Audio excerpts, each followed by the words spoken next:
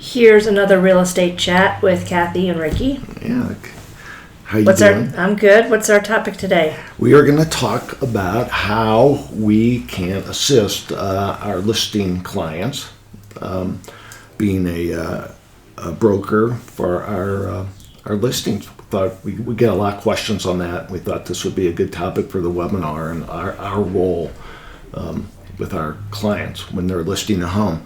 And before we get into the meat of this discussion, I think it's important that we, say that there's the official broker duties that New Mexico Real Estate Commission has for us, and I think that's a whole nother webinar because we can go through the whole broker duties conversation and explain the difference between being a transaction broker and being an agent, which in New Mexico all of our clients have a choice on. But instead of getting into that, I thought we would just talk about how we can assist our clients when they want to list their home.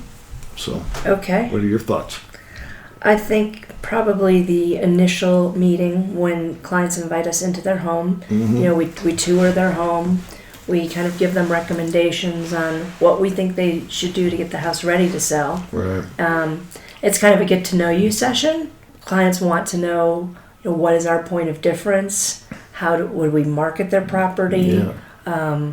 Is there A connection? Is there a connection? Yeah. Right. And we're big on that one to make certain there's a two-way connection. Right. There needs to be, because we're going to be kind of joined at the hip for that amount of time. And just getting your house in the market is one thing, but then when you get into contract negotiations, that's a whole different element.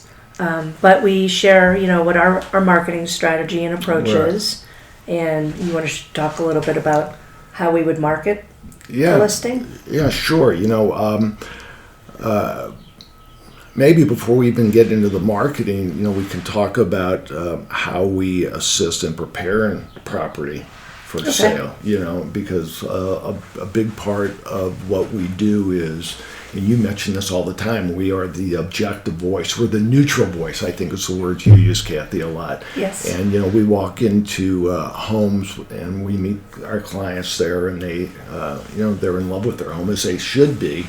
And what they need is an objective viewpoint, a neutral viewpoint on what we need to do to get this home sold, whether it's decluttering or getting stagers, and we've had other webinars, discussing that.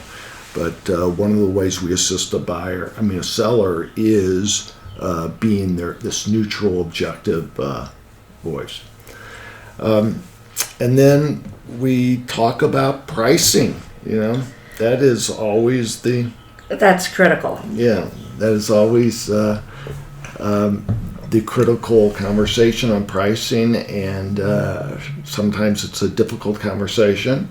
They might have one price point in mind, and we've done our research and we come in at a different place. Yeah. And it's so important the price you start at. Right. Right? Yeah, exactly. We want to hit the market with a price that creates activity. And we talk to sellers a lot about not letting their property get stay on the market, and we do a big disservice to them by coming up with a price that maybe is overshooting by too much.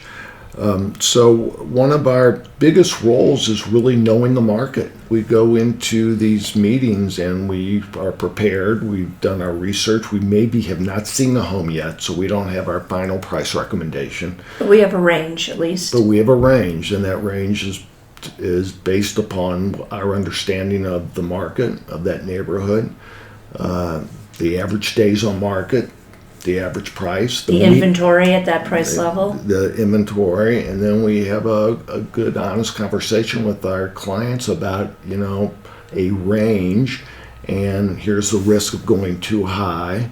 Here's the risk of going too low. We don't want to leave any money on the table. Right. But we want to get it sold. And because we're one of the top broker teams in town, we're very well versed on the market, and we can come in with some credible data.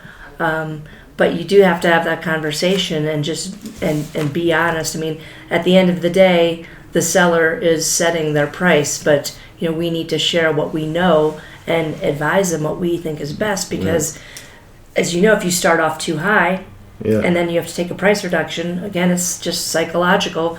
people are looking at it, oh, they took a price reduction, what's wrong with it? Right. When there could be absolutely nothing wrong with it, but that's just the way the human mind works. Yeah. Some other aspects of our role representing sellers. We certainly do a lot of marketing. You asked me about marketing a little earlier, and I held off on it because I wanted to talk about pricing. But the marketing, from our standpoint, we're lucky enough to have the Sotheby's International Realty brand, so we leverage that wonderful brand with our global powerhouse. Yeah, with our team brand, and we do everything from videos and drones to old-fashioned postcards and everything in between. And our website's very robust, and we have a lot of people, visit and use our website. Yep. We do social media. Lots of social media. Videos, radio.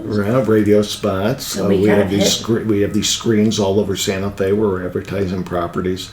So I think the role of any listing brokers certainly should be what they're bringing to the party from a marketing standpoint, other than just getting it into the MLS. Any broker can do that. Another role of ours, or our assist, we do open houses if our clients want, and I'd say it's about 50-50 maybe, where some of our clients absolutely don't want the neighbors, they don't want strangers coming in their home, and they really don't want open houses, and we have other clients that would love for us to do open houses as often as we can, and it certainly is part of our responsibility and our role, and we love to do them. And I think one of our biggest roles is as a communicator. We are the ones that communicate with the buyer's broker, and just to keep the communication and the flow going as we're negotiating price, as we're negotiating inspection items, and just to be, I think we're both very good at communicating efficiently and quickly to keep everything going.